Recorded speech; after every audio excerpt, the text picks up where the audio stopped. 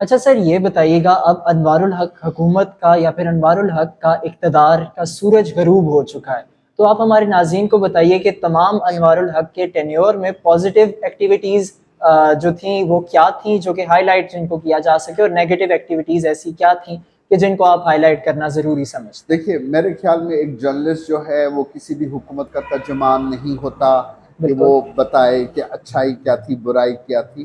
ایک جرنلسٹ جو ہے وہ یہی بتائے گا کہ جو خامیاں تھی، جو غلط ہوا، اس پہ بات کریں گے۔ تو میں اسی پہ بات کروں گا۔ دیکھیے، جب یہ حکومت آئی تو انوار الحق صاحب جب پرائم منسٹر بنے تو انہوں نے 3 چیزیں کہیں۔ Number 1 good governance, number 2 accountability, number 3 transparency اور کرپشن کا خاتمہ۔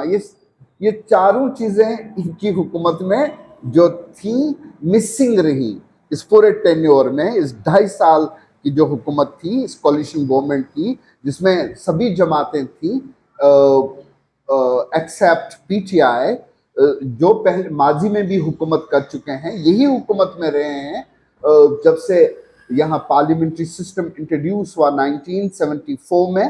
اس کے بعد سے یہی حکمران رہے ہیں۔ اور پہلا کام اس کولیشن گورنمنٹ نے کیا کیا؟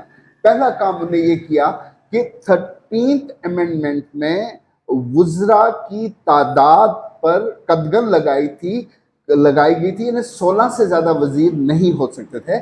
اسی قانون کو ایمینڈ کیا گیا، انہوں نے ہی ایمینڈ کیا جنہوں نے 13th امینڈمنٹ کو پاس کیا تھا، اور اس قدغن کو ختم کیا گیا۔ اس کے بعد جو ہے وزراء کی تعداد جو ہے 31 تھی، اور ایڈوائزرز اینڈ اسپیشل اسسٹنٹ 4 تھے، یعنی 35۔ یعنی گڈ گورننس کا مطلب یہ ہوتا ہے کہ آپ نان ڈیولپمنٹ بجٹ میں کمی لائیں، اور جو ڈیولپمنٹ بجٹ ہے اس میں اضافہ ہو۔ لیکن یہ تھا ان کی حکومت بیڈ گورننس سے ہی شروع ہوئی۔